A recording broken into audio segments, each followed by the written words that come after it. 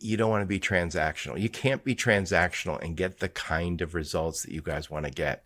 If somebody shows up and says, hey, we don't want to do your orientation. We don't want to spend the time to help you understand us. We're not going to integrate our systems completely.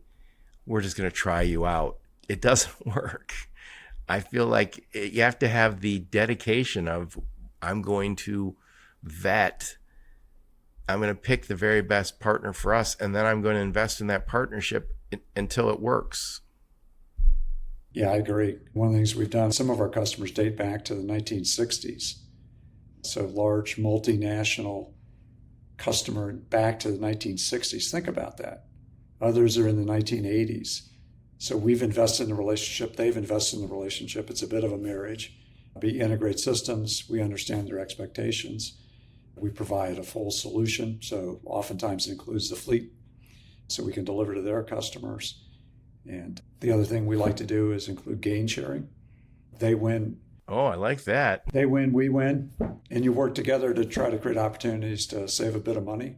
One of the examples you talked about before we joined was one of your former clients, and not going to be the cheapest. But one way to get to the value for the customer is to work together, solve a problem, and then, hey, let's share the gain, share the benefit. Yep. 2 companies said it on my podcast. Ruan, their vice president of safety, said this, and then Joyce Brenny, she owns Brenny Trucking. They both said, people buy from us because they share our values. And that's different. And when you share values with your customers, there's going to be a different level of commitment. And when you say, hey, why'd you go with Ruan? Because they are one of the safest over-the-road trucking companies, and that's important to us. Okay. So you don't leave at the first. If somebody says, hey, because they're cheapest, guess what? There's going to be someone else cheapest next week. Cheap is not a strategy. And when you talk about true partnership model, I think we said it before we hit the record button. Right now, we have cybersecurity issues, and cybersecurity issues often turn into cargo security issues. And cargo theft has been a problem in our industry. And if you have long-term relationship with your suppliers, you probably don't have that problem.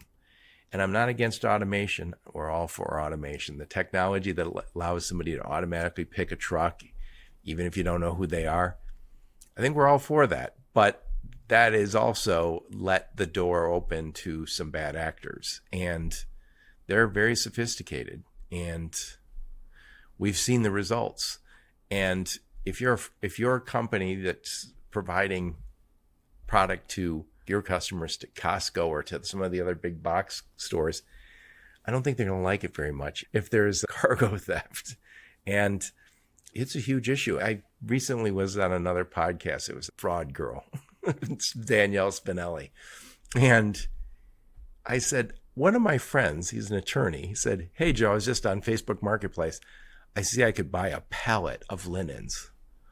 I was like, he's single, never married. That's where we watch football. I go, what are you going to do with a pallet? You don't even have any linens, let alone a whole pallet.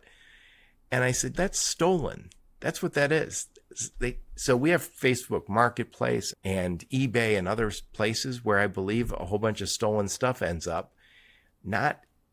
Those aren't happening in the long-term relationships where you say, I've been working with home and logistics for the last 25 years. You're not going to get your stuff stolen. It's not to say it can't happen, but it's a lot less likely. But see, what's interesting too about these long-term partnerships is there will be issues. There will be disruptions in supply chain. There will be misshipments. There may be a stolen trailer, right?